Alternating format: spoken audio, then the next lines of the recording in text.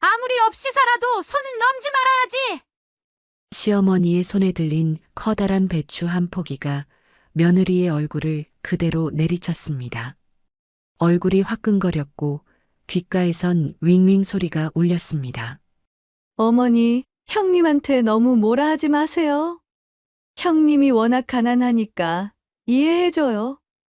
옆에 있던 동서가 묘한 웃음을 지으며 쓰러진 여자를 감쌌습니다. 시어머니는 또다시 배추를 들어 올렸습니다. 3번이나 맞았습니다. 배춧잎이 머리카락 사이로 흘러내렸고 양념 국물이 옷을 적셨죠. 어머님, 그만하세요. 당신, 진짜 도둑질 안 했어? 남편이 뒤늦게 달려왔지만 시어머니를 말리지는 못했습니다. 오히려 지연을 노려봤죠. 그 눈빛에 지연은 온몸이 얼어붙었습니다. 남편마저 자신을 의심하고 있었던 거죠. 오늘의 이야기 시작 전에 잠시만 구독 버튼을 눌러주세요. 영상 제작에 큰 힘이 됩니다. 댓글로 시청하고 계신 곳을 알려주시면 감사한 마음으로 반갑게 인사드리겠습니다. 그럼 이야기 바로 시작하겠습니다. 새벽 6시, 지연은 시댁 대문을 조용히 열었습니다. 김장하는 날이었죠. 다른 식구들보다 2시간이나 일찍 도착한 겁니다.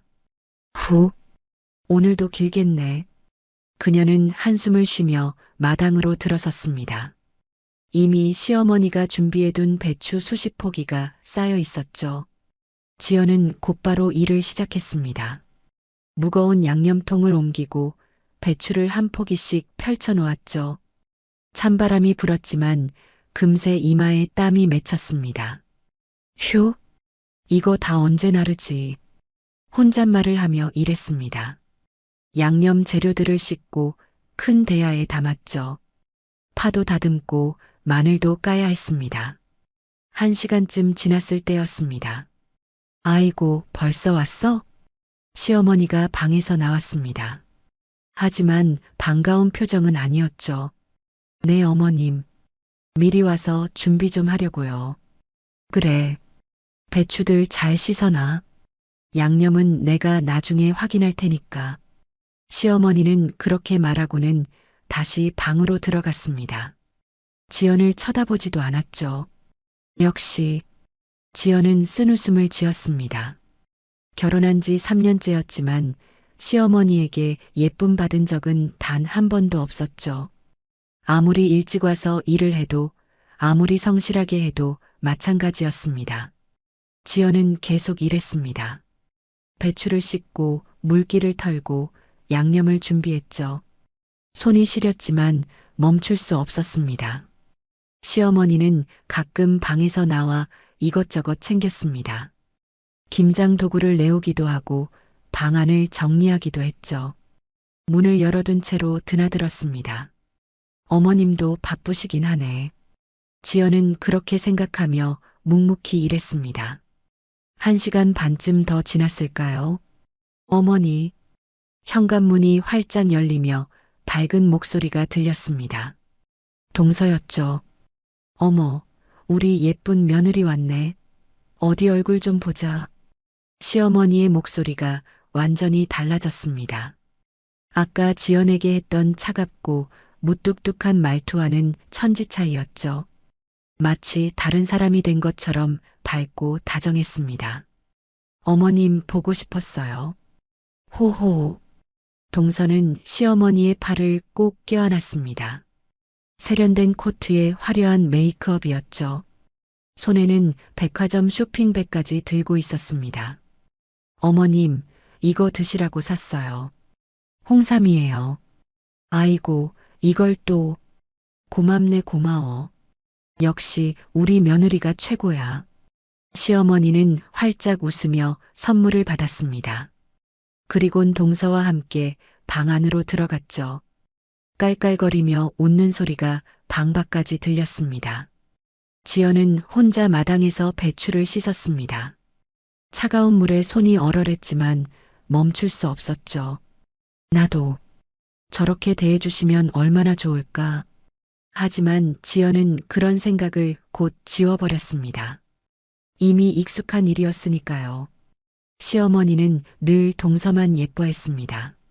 10여 분쯤 지났을 때 동서가 방에서 나왔습니다. 형님 벌써 오셨어요? 동서가 지연에게 다가왔습니다. 얼굴엔 미소가 가득했지만 눈빛은 차가웠죠. 응. 일찍 와서 준비 좀 했어. 아이고, 역시 형님은 부지런하시네요. 전 도저히 새벽엔 못 일어나겠더라고요. 동서는 그렇게 말하며 지연 옆을 스쳐 지나갔습니다. 하지만 일은 거들지 않았죠. 그저 마당을 한 바퀴 돌아본 뒤 다시 시어머니 방 쪽으로 들어갔습니다. 저 사람은 정말. 지연은 속으로 한숨을 쉬었습니다. 동서는 늘 저랬죠. 시어머니 앞에서만 예쁜 척, 착한 척 했습니다. 실제로 집안일을 도운 적은 거의 없었습니다. 그런데도 시어머니는 동서만 칭찬했죠. 8시가 되자 나머지 식구들이 하나둘 도착했습니다. 시동생 내외, 남편, 그리고 큰 시아주버니까지 모였죠. 자, 다들 모였으니 시작해볼까? 시어머니의 지휘 아래 본격적인 김장이 시작됐습니다. 마당에 커다란 대야들이 놓였고 사람들은 제자리를 찾아 앉았죠. 어머님 옆은 제가 앉을게요. 동서가 재빨리 시어머니 옆자리를 차지했습니다. 지연은 자연스럽게 구석 자리에 앉았죠. 아무도 지연에게 자리를 권하지 않았습니다. 어머님, 이 양념 정말 맛있어 보여요. 역시 어머님 솜씨는 최고예요. 호호, 그래. 올해는 젓갈을 좀 더 넣었거든. 와, 저 나중에 김치 좀 많이 얻어가도 되죠? 우리 남편이 어머님 김치를 얼마나 좋아하시는데요. 당연하지, 우리 예쁜 며느리한테야. 많이 가져가. 시어머니와 동서는 내내 그렇게 웃고 떠들었습니다. 지연은 묵묵히 배추에 양념을 바르고 있었죠. 말을 걸 틈도 없었고 끼어들 분위기도 아니었습니다. 남편은 지연 건너편에 앉아 있었지만 말 한마디 걸지 않았습니다. 원래 무뚝뚝한 성격이었죠. 그저 묵묵히 자기 일만 했습니다. 형님, 손 안 시려요? 물이 엄청 차가운데. 동서가 물었습니다. 걱정하는 척이었지만 목소리엔 비웃음이 섞여 있었죠. 괜찮아. 익숙해. 지연은 짧게 대답했습니다. 더 이상 말하고 싶지 않았죠. 김장은 계속됐습니다. 배추에 양념을 바르고 통에 담고 또 바르고 반복되는 일이었습니다. 지연의 손은 빨갛게 부어올랐고 허리도 아팠죠. 하지만 아무도 지연을 걱정하지 않았습니다. 시어머니는 동서와만 이야기했고 남편은 무관심했습니다. 시간이 흘러 오전 10시쯤 됐습니다. 김장은 한창이었고 마당은 분주했습니다. 그리고 바로 이때였죠. 시어머니가 갑자기 일어나 방으로 들어갔습니다. 뭔가 가져오려는 듯했죠. 하지만 곧 시어머니의 당황한 목소리가 방 안에서 들려왔습니다. 모두의 손이 멈췄습니다. 시어머니의 당황한 목소리가 방 안에서 계속 들려왔습니다. 어머님, 무슨 일이세요? 동서가 먼저 물었습니다. 걱정스러운 표정을 지으며 방 쪽으로 고개를 돌렸죠. 시어머니가 방에서 나왔습니다. 얼굴이 하얗게 질려 있었죠. 네. 내 금목걸이가 없어. 네. 금목걸이요? 응. 분명 화장대 위에 뒀는데 아무리 찾아봐도 없어. 시어머니의 목소리가 떨렸습니다. 그 금목걸이는 시아버지가 살아계실 때 선물한 거였죠. 시어머니가 가장 아끼는 물건이었습니다. 어머니, 진정하시고 다시 한번 찾아보세요. 어디 떨어졌을 수도 있잖아요. 큰 시아주버니가 말했습니다. 아니야. 분명히 화장대 위에 뒀다고. 아침에도 봤는데. 시어머니는 다시 방으로 들어갔습니다. 온 집안을 뒤지기 시작했죠. 서랍을 열고 이불을 들추고 옷장까지 뒤졌습니다. 다들 좀 도와줘요. 같이 찾아봐요. 동서가 말했습니다. 사람들이 하나둘 일어나 방 안으로 들어갔죠. 지연도 함께 들어갔습니다. 어머님, 혹시 어제 어디 나가실 때 하고 가신 거 아니에요? 아니야. 어제는 집에만 있었어. 분명히 화장대 위에 뒀다니까. 모두가 방 안을 샅샅이 뒤졌습니다. 하지만 금목걸이는 나오지 않았죠. 10여 분이 지났지만 소용없었습니다. 이상하네. 대체 어디 간 거지? 시어머니는 불안한 표정으로 방 안을 계속 둘러봤습니다. 어머님, 혹시 다른 곳에 보관하신 거 아니에요? 금고라든가. 지연이 조심스럽게 물었습니다. 아니야. 금고에 넣을 생각도 없었고, 그냥 화장대 위에 뒀어. 시어머니의 목소리가 점점 커졌습니다. 사람들은 다시 마당으로 나왔습니다. 김장을 계속해야 했으니까요. 하지만 분위기가 이상해졌죠. 에휴, 금목걸이가 없어지다니. 어머님 얼마나 속상하시겠어. 큰 시아주버니가 한숨을 쉬었습니다. 지연은 다시 배추에 양념을 발랐습니다. 하지만 마음이 불편했죠. 시어머니가 너무 속상해하는 게 보였으니까요. 그때였습니다. 동서가 슬쩍 자리에서 일어났습니다. 그리곤 시어머니에게 다가가더니 작은 목소리로 뭔가를 속삭였죠. 어머님, 저기. 동서는 시어머니의 귀에 입을 가까이 대고 말했습니다. 지연은 그 모습을 봤지만 무슨 말인지는 들을 수 없었죠. 시어머니의 눈이 커졌습니다. 그리곤 지연 쪽을 힐끗 쳐다봤죠. 정말? 네. 아까 제가 봤는데 형님이 제일 일찍 오셨잖아요. 그때 어머님 방에 들어가시는 걸 봤어요. 동서의 목소리는 작았지만 확신에 차 있었습니다. 시어머니의 얼굴이 굳어졌습니다. 그럴 리가. 저도 믿고 싶지 않아요. 하지만 형님 말고는 아무도 없었어요. 우리는 나중에 왔고. 동서는 안타까운 표정을 지었습니다. 하지만 그 눈빛엔 묘한 빛이 있었죠. 시어머니는 잠시 말이 없었습니다. 그리곤 지연을 빤히 쳐다봤습니다. 지연은 그 시선을 느꼈습니다. 등골이 오싹했죠. 뭐지? 왜 저렇게 쳐다보시지? 하지만 지연은 아무것도 모른 채 계속 일했습니다. 시어머니는 동서와 계속 작은 목소리로 이야기했습니다. 근데 지연이가 왜 그걸 가져가겠어? 글쎄요. 저도 잘은 모르겠지만 혹시 형님 집이 요즘 어려운 거 아니에요? 아까 보니까 옷도 좀 낡으셨던데. 동서는 걱정하는 척했지만 목소리엔 확신이 담겨 있었습니다. 그래도 설마. 어머님, 전 그냥 제가 본 걸 말씀드린 거예요. 어머님이 판단하세요. 동서는 그렇게 말하고는 자리로 돌아갔습니다. 입가엔 미묘한 미소가 걸려 있었죠. 시어머니는 계속 지연을 쳐다봤습니다. 의심의 눈초리였죠. 지연은 그 시선이 부담스러웠지만 모른 척했습니다. 그저 열심히 김장을 했죠. 시간이 조금 더 흘렀습니다. 시어머니는 자리에서 일어나 다시 방으로 들어갔습니다. 또 뭔가를 찾는 것 같았죠. 에휴, 어머님 진짜 속상하시겠다. 동서가 혀를 찼습니다. 하지만 그 표정엔 걱정보다는 다른 감정이 보였죠. 지연은 계속 일했습니다. 하지만 마음이 점점 불편해졌습니다.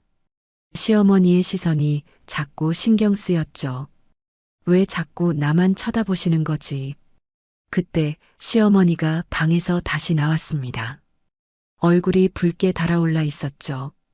화가 난 표정이었습니다. 정말 없어. 시어머니의 목소리가 떨렸습니다. 분노와 슬픔이 섞인 목소리였죠.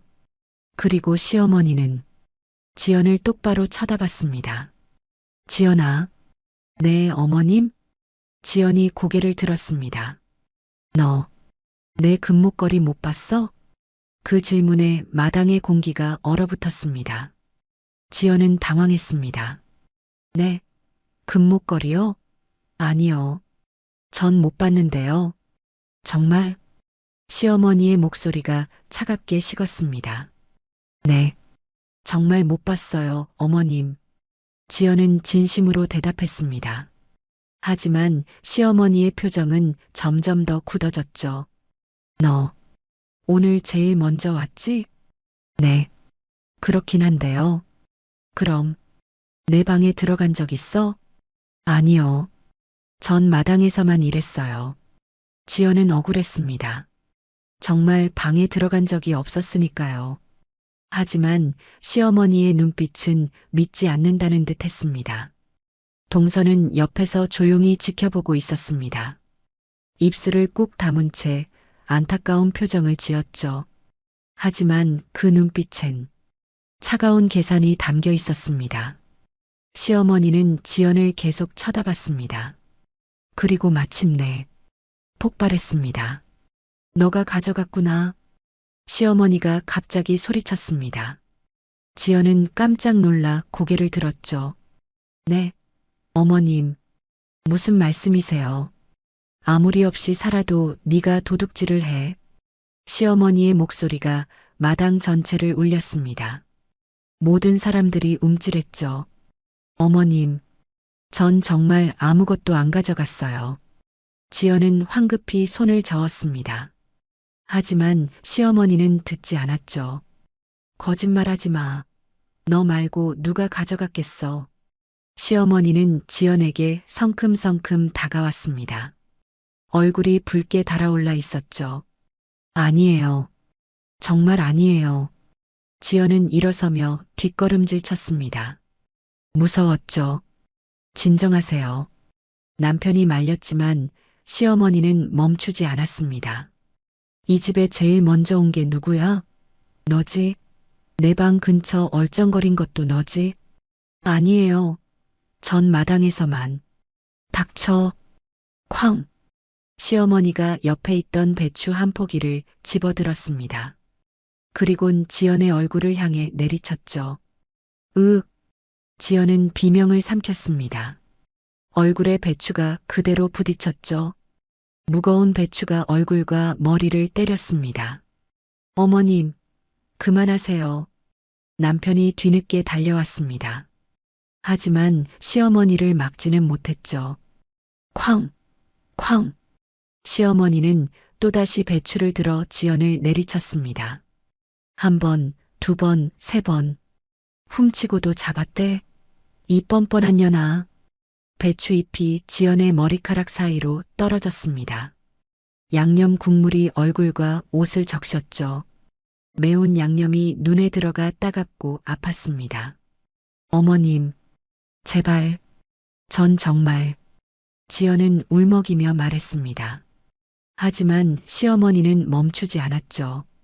내가 아니면 누가 가져갔겠어. 증거가 다 있는데 발뺌을 해. 무슨 증거요? 전 정말 모르는 일이에요. 지연의 목소리가 떨렸습니다. 눈물이 흘러내렸죠. 아침에 너 내 방 근처에 있었잖아. 다 봤어. 시어머니는 확신에 차 있었습니다. 지연은 고개를 저었습니다. 아니에요. 전방에 안 들어갔어요. 마당에서만. 거짓말. 누가 봤다니까? 시어머니가 동서 쪽을 힐끗 쳐다봤습니다. 동서는 고개를 살짝 숙이며 안타까운 표정을 지었죠. 하지만 아무 말도 하지 않았습니다. 어머님, 정말 아니에요. 저 억울해요. 지연은 울면서 호소했습니다. 하지만 시어머니는 들은 척도 하지 않았죠.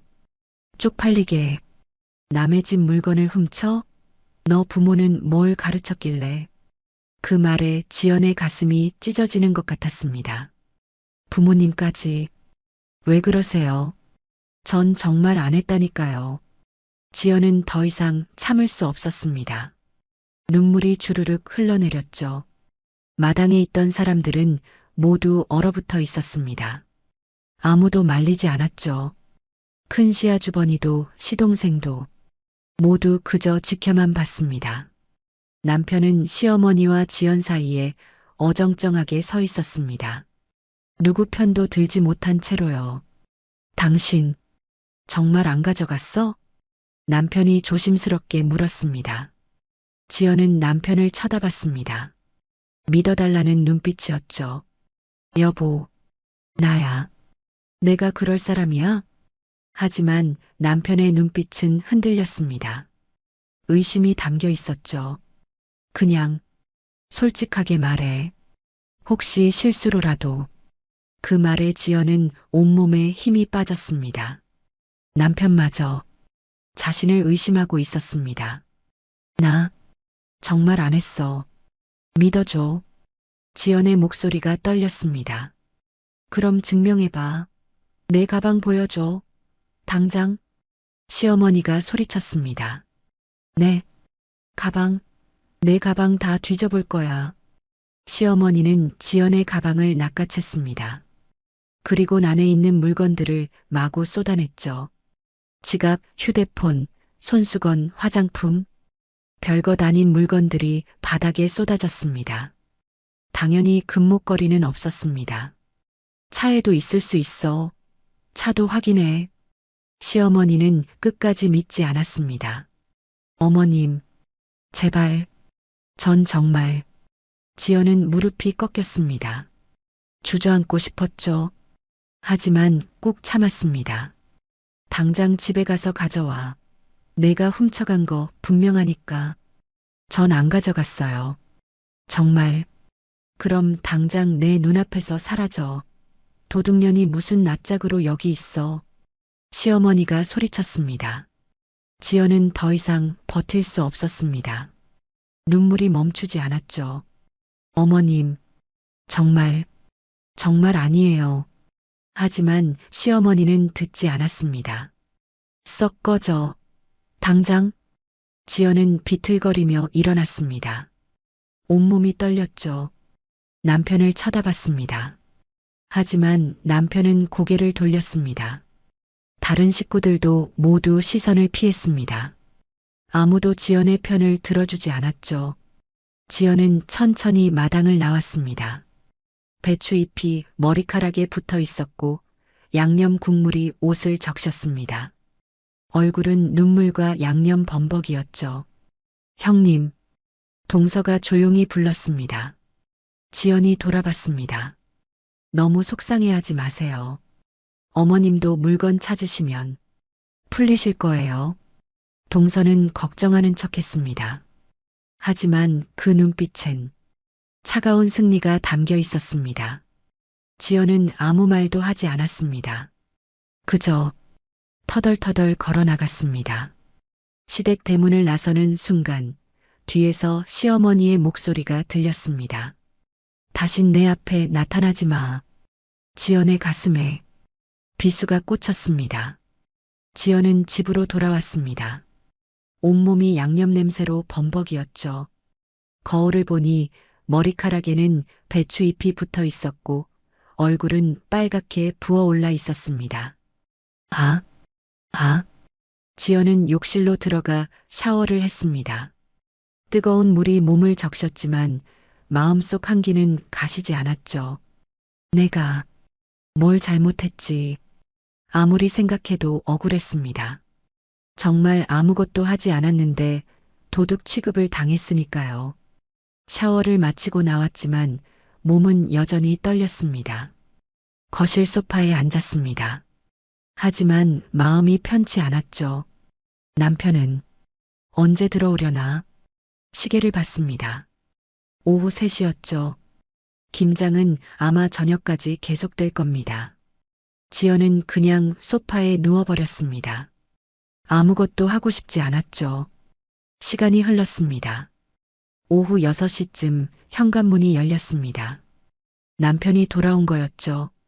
지연은 벌떡 일어나 남편을 맞았습니다. 여보. 하지만 남편의 표정은 차갑기만 했습니다. 남편은 아무 말 없이 신발을 벗었습니다.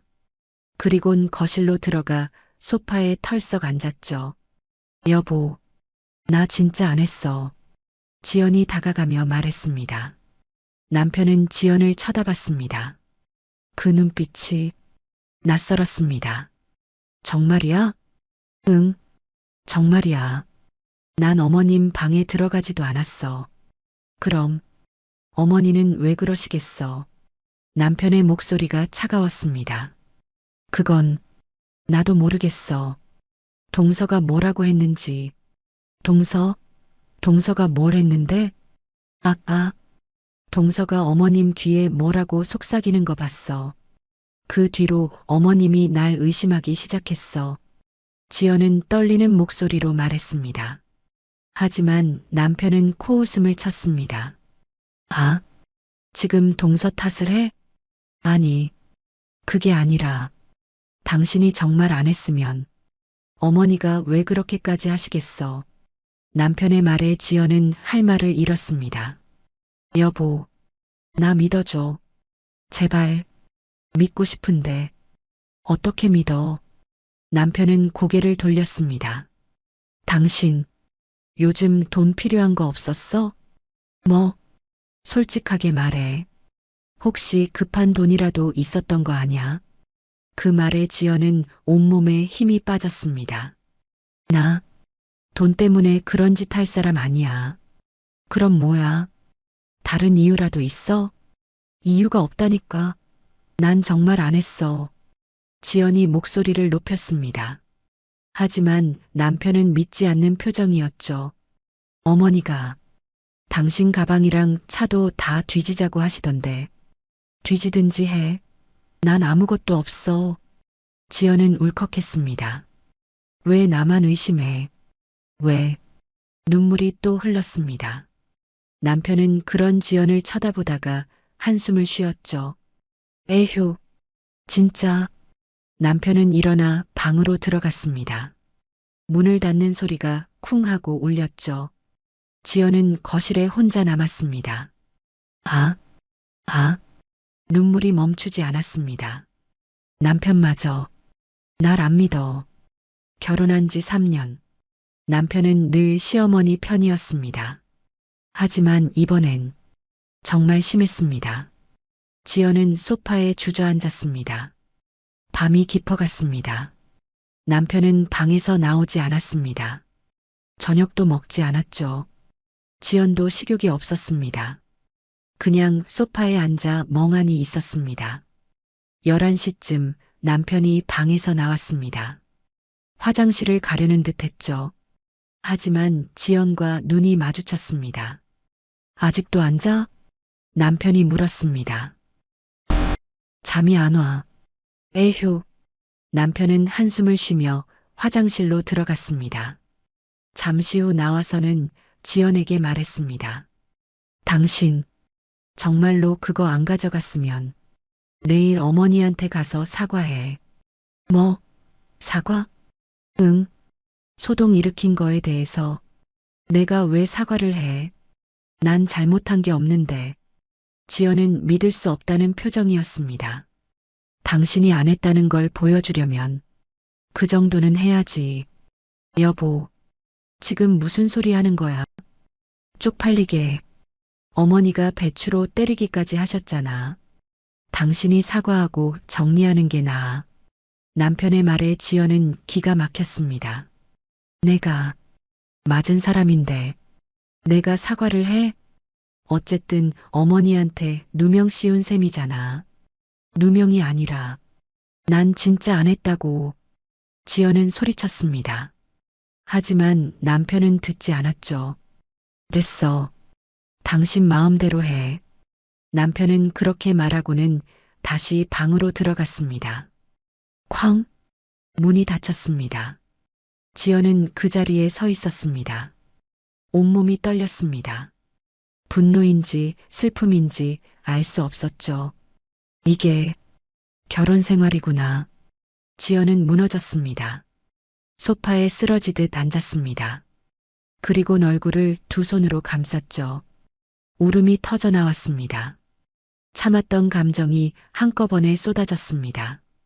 시어머니한테 맞은 것도 억울했습니다. 동서한테 누명 씌워진 것도 분했습니다. 하지만 가장 아픈 건 남편의 배신이었습니다. 내 편은 아무도 없구나. 지연은 그렇게 밤새 울었습니다. 새벽이 되어서야 잠들었죠. 하지만 악몽만 꾸었습니다. 시어머니가 자신을 멸시하는 꿈, 남편이 차갑게 돌아서는 꿈, 동서가 비웃는 꿈.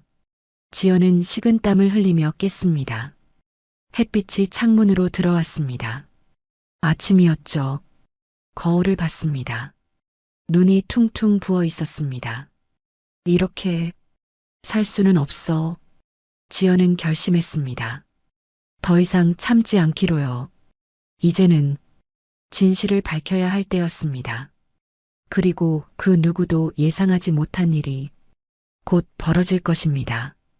그날 밤, 김장이 끝난 시댁에서 멀리 떨어진 곳, 동서 부부의 집이었습니다. 후, 드디어 끝났네. 동서 남편이 소파에 털썩 앉았습니다. 피곤한 표정이었죠. 고생했어요, 여보. 동서가 물 한 잔을 건네며 웃었습니다. 하지만 그 웃음엔 묘한 기대감이 섞여 있었죠. 그래. 근데 진짜 잘 됐어. 동서 남편이 말했습니다. 뭐가요? 형님이 누명 쓴 거 말이야. 딱 좋았어. 그 말에 동서가 피식 웃었습니다. 후후. 제가 잘했죠? 내 덕분에 의심 안 받았잖아. 동서 남편은 방으로 들어갔습니다. 그리곤 서랍에서 뭔가를 꺼냈죠. 서류 봉투였습니다. 이거 진짜 대박이야. 봉투 안에는 토지 문서와 인감 도장이 들어 있었습니다. 시어머니의 것이었죠. 어머님 방에서 가져오는 거 진짜 조마조마했어. 동서가 말했습니다. 그러게. 다행히 어머니가 김장 준비로 정신없으셔서 동서 남편이 서류를 펼쳤습니다. 넓은 토지의 소유권 문서였죠. 이거만 우리 명의로 바꾸면 평생 놀고 먹어. 그의 눈빛이 반짝였습니다. 탐욕으로 가득했죠. 그러게요. 어머님이 이렇게 큰 땅을 갖고 계신 줄 몰랐어요. 동서도 서류를 들여다봤습니다. 그치? 이 땅이 지금 얼마짜리인지 알아? 최소 20억은 넘어. 헐, 진짜요? 응. 요즘 개발 예정지라서 값이 엄청 올랐대. 동서 남편은 흥분했습니다. 이거만 잘 넘기면 우리 인생 바뀐다니까. 근데 어머님이 나중에 알아채시면 어떡해요? 동서가 조금 불안해하며 물었습니다. 그때 가서는 뭐 어쩔 수 없다고 하면 되지. 이미 명예 이전 끝났다고. 에휴, 그래도 되나? 야, 지금 고민할 때야? 이미 가져온 거 어떻게든 해야지. 동서 남편은 서류를 다시 봉투에 넣었습니다. 그때였습니다. 이거. 동서가 뭔가를 발견했습니다. 자신의 가방 안에서 뭔가 반짝이는 게 보였죠. 뭐야 이거. 동서가 가방을 뒤적였습니다. 그리곤 깜짝 놀랐죠. 가방 안에서 금목걸이가 나왔습니다. 시어머니의 것이었죠. 이거 왜 여기 있어? 동서는 당황했습니다. 아, 맞다.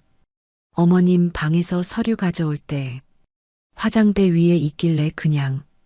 동서 남편이 말했습니다. 여보, 이걸 왜 가져와? 그냥 있길래.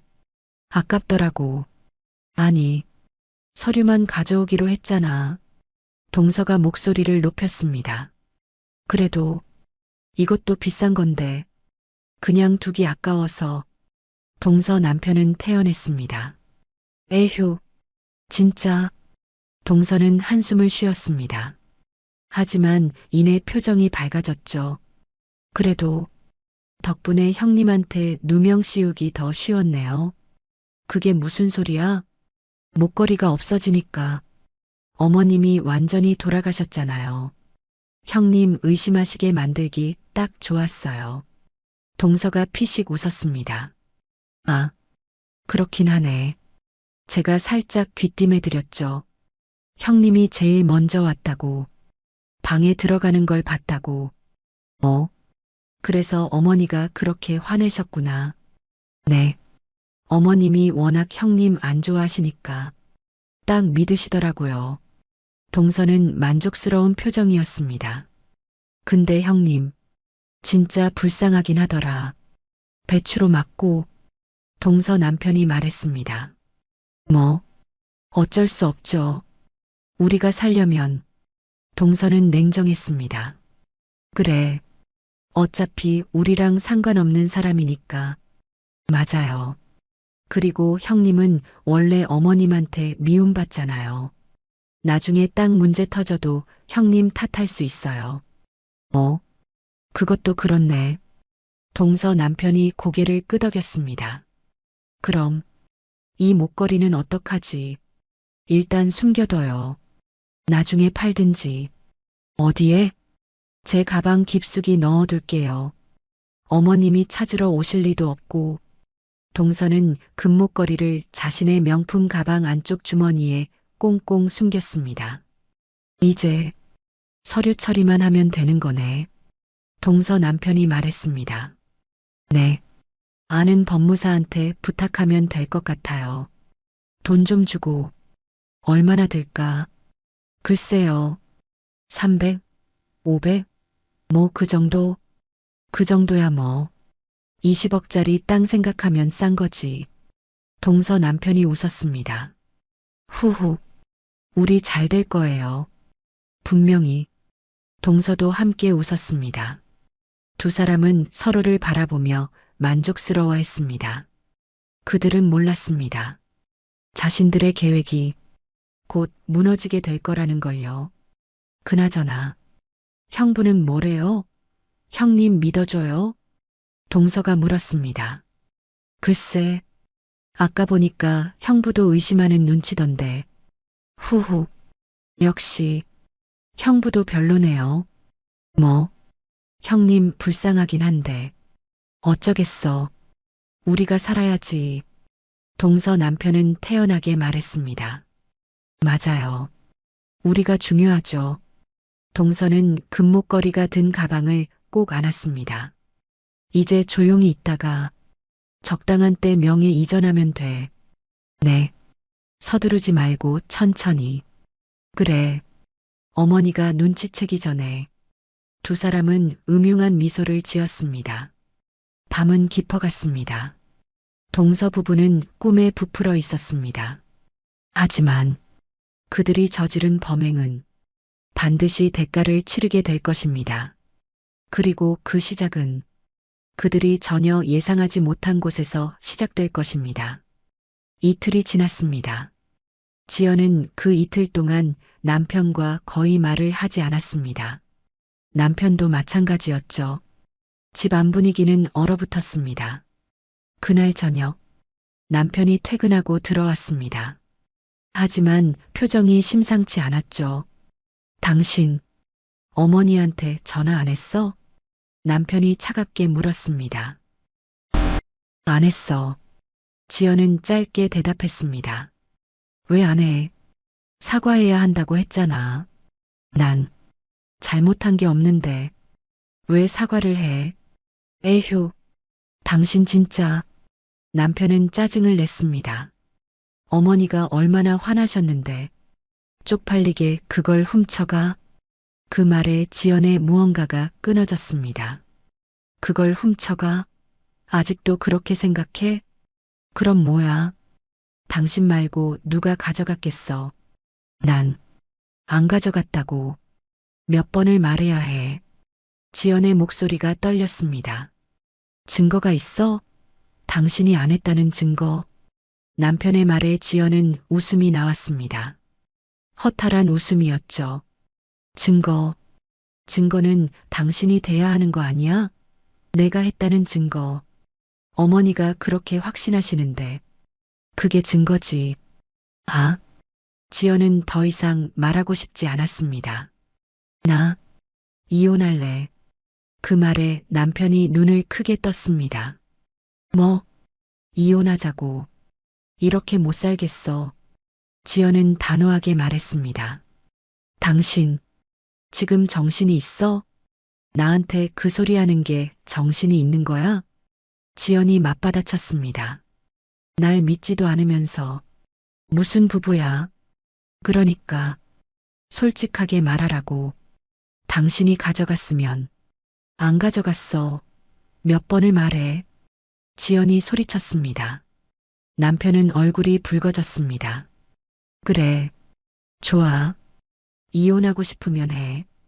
어차피 당신 같은 사람이랑 뭐 쪽팔리게 도둑질하고 발뺌하고 이런 사람이랑 못 살아. 그 말에 지연의 눈에서 눈물이 쏟아졌습니다. 좋아.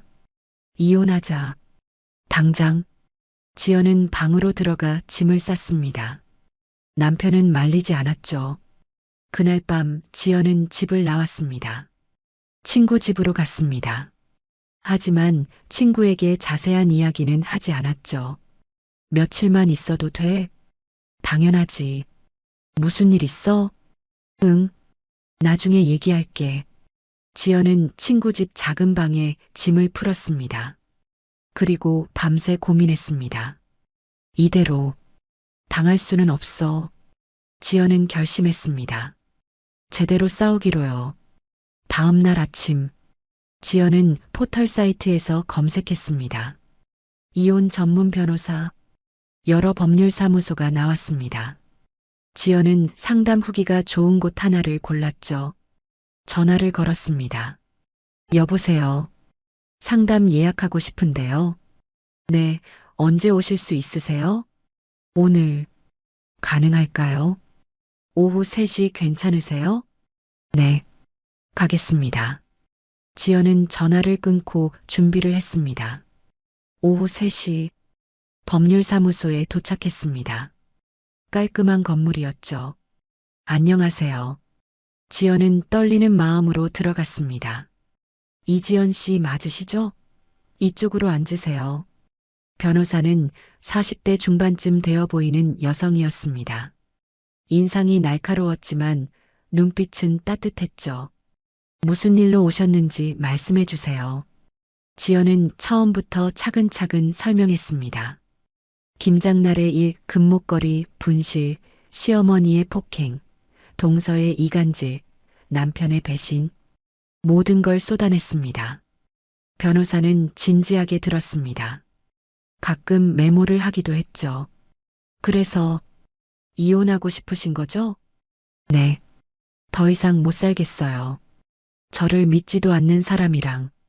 지연의 목소리가 떨렸습니다. 변호사는 잠시 생각하더니 말했습니다. 이건 단순 이혼이 아닙니다. 네. 누명과 재산 문제까지 묶여 있어요. 시어머니의 금목걸이 분실. 이건 명예훼손과 모욕죄에 해당할 수 있습니다. 변호사의 말에 지연은 깜짝 놀랐습니다. 그리고 시어머니께서 배추로 때린 건 명백한 폭행입니다. 가족이라고 해도 폭행은 범죄예요. 그럼 어떻게 해야 하나요?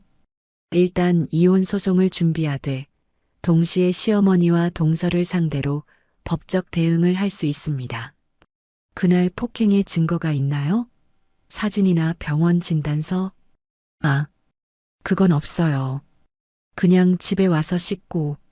아쉽네요. 하지만 괜찮습니다.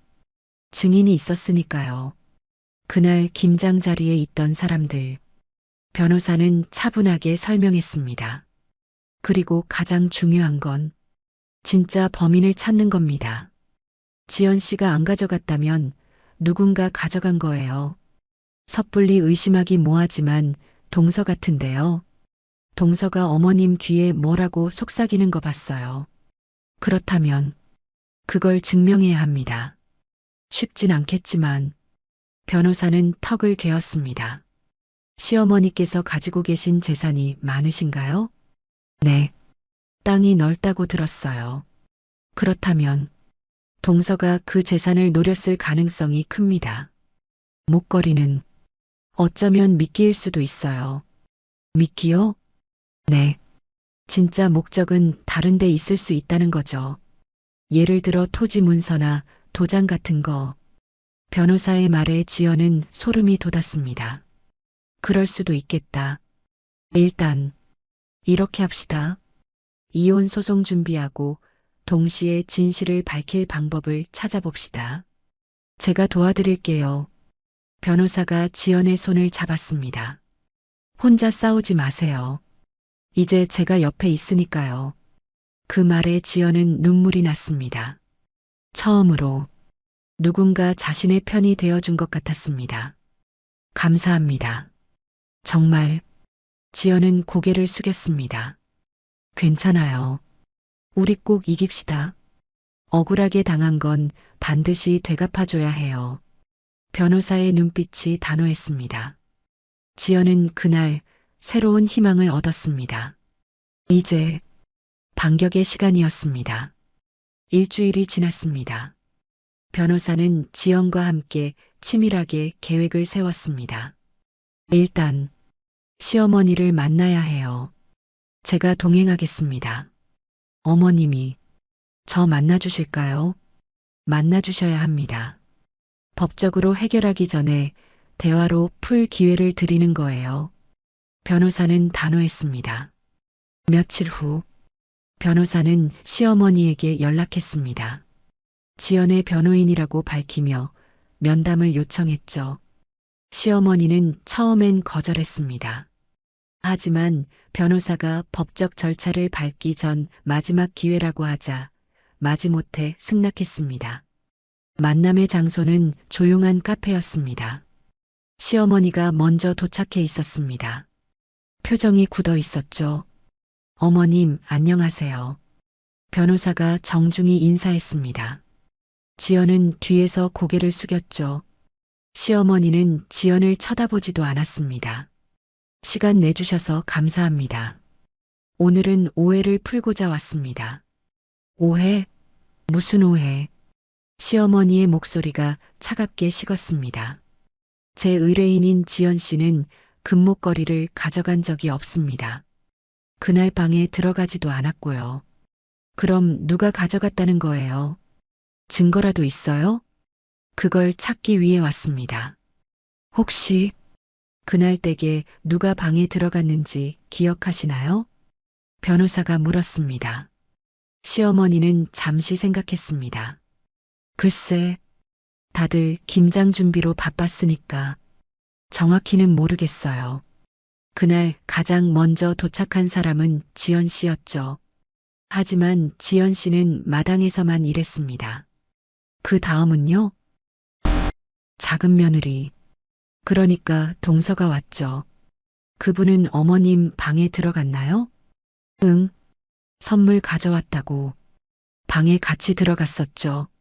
시어머니의 얼굴이 미묘하게 변했습니다. 그때 어머님은 방을 비우신 적이 있으신가요?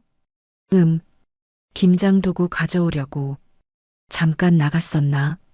그 사이 동서분이 혼자 방에 있었을 수도 있겠네요. 변호사의 말에 시어머니는 입을 다물었습니다. 바로 그때였습니다. 카페 문이 열리며 동서가 들어왔습니다. 어머님, 동서는 시어머니를 부르며 다가왔습니다.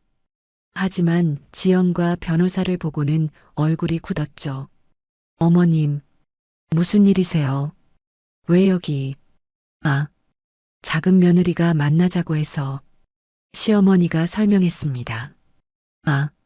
그러셨구나. 저도 어머님 뵙고 싶어서 왔는데 잘 됐네요. 동서는 태연하게 의자를 끌어앉았습니다. 명품 가방을 테이블 옆에 내려놓았죠. 형님도 오셨네요. 오랜만이에요. 동서가 지연을 보며 미소 지었습니다. 하지만 그 미소는 차갑기만 했죠. 안녕하세요.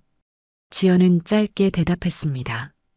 변호사는 동서를 날카롭게 쳐다봤습니다. 실례지만 그날 김장 때 일에 대해 여쭤봐도 될까요? 네. 뭐가 궁금하신데요? 동서는 여유로웠습니다. 당신이 시어머님께 뭐라고 귓속말하셨죠?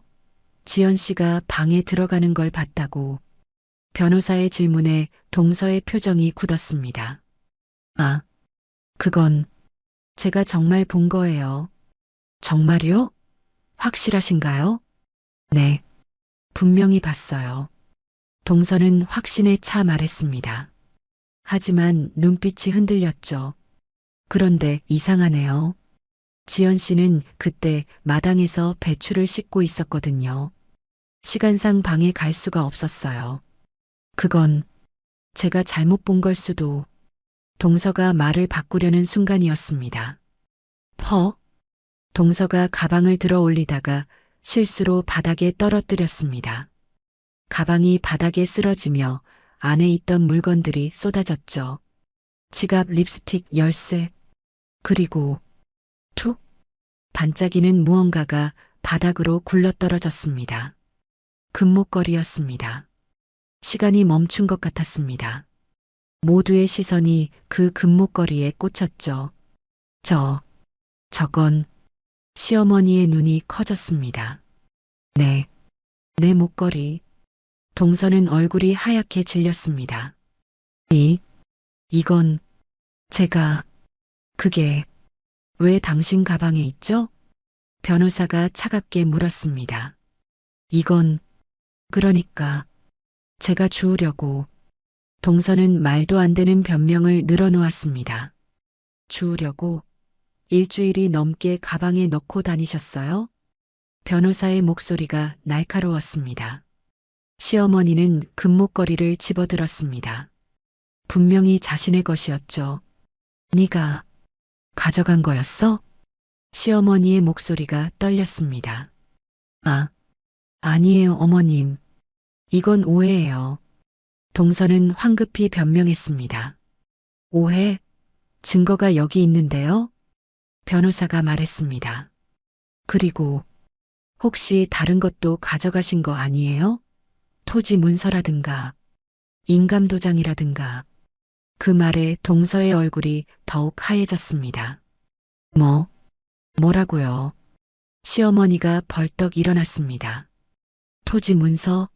내 도장? 어머님, 집에 가서 확인해 보세요. 혹시 서류나 도장이 없어진 게 있는지. 변호사가 말했습니다.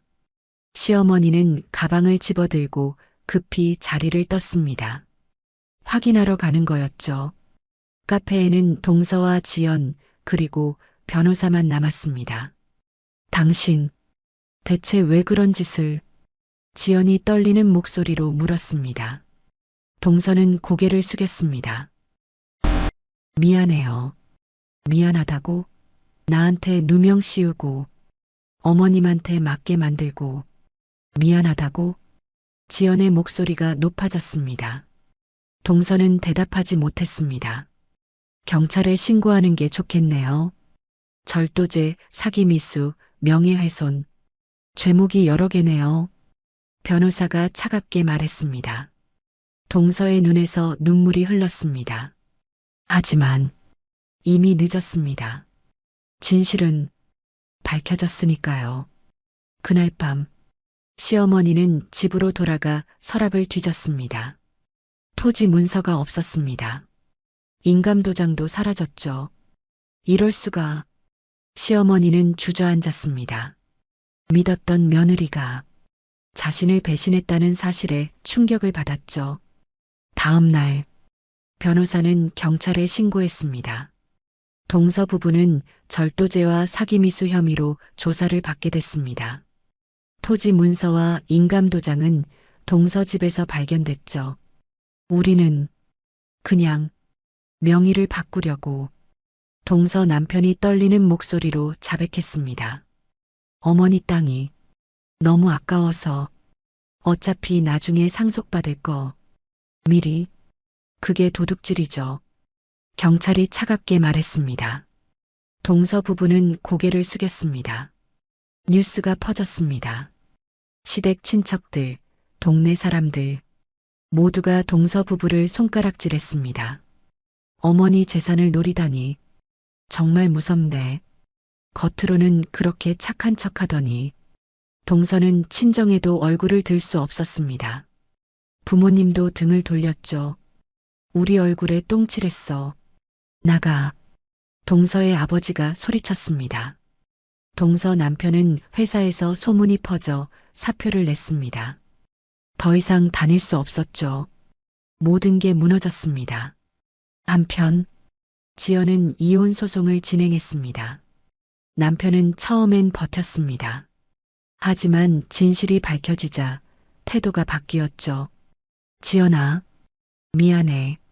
남편이 찾아왔습니다. 내가 정말 그랬을 줄 알았어. 어머니가 그렇게 확신하셔서 이제 와서 미안하다고? 지연은 차갑게 말했습니다. 나 정말 미안해. 다시 시작할 수 없을까? 안 돼. 지연은 단호했습니다. 당신은 날 한 번도 믿어준 적이 없었어. 그게 제일 아팠어. 지연아, 이혼해. 더 이상 당신이랑 못 살아. 지연은 등을 돌렸습니다. 남편은 무릎을 꿇었습니다. 하지만 지연은 돌아보지 않았죠. 한 달 후, 이혼이 성립됐습니다. 지연은 위자료와 재산 분할을 받았습니다.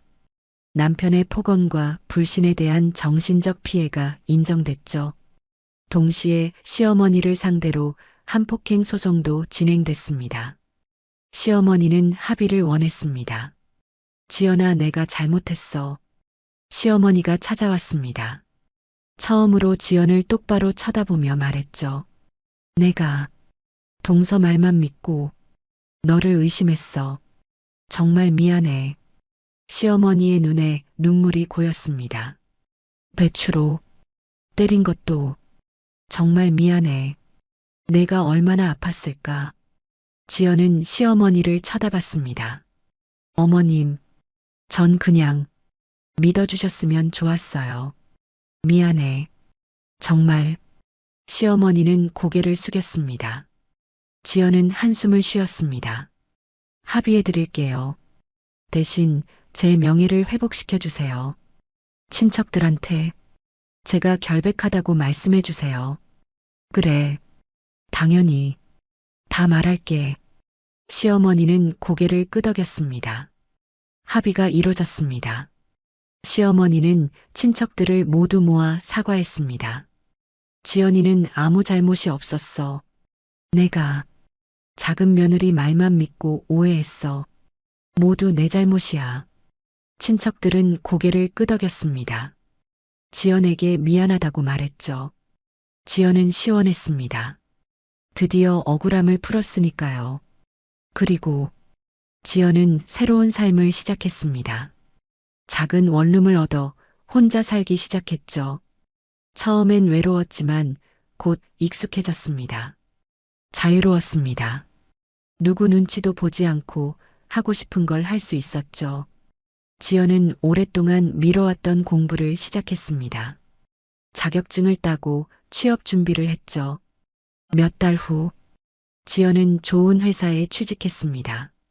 자신의 능력으로 당당하게 합격한 거였죠. 축하해요. 변호사가 전화로 축하했습니다. 감사합니다. 선생님 덕분이에요. 아니에요. 지연 씨가 포기하지 않았기 때문이에요. 스스로를 믿었잖아요. 네. 이제는 행복하게 살 거예요. 지연은 웃었습니다.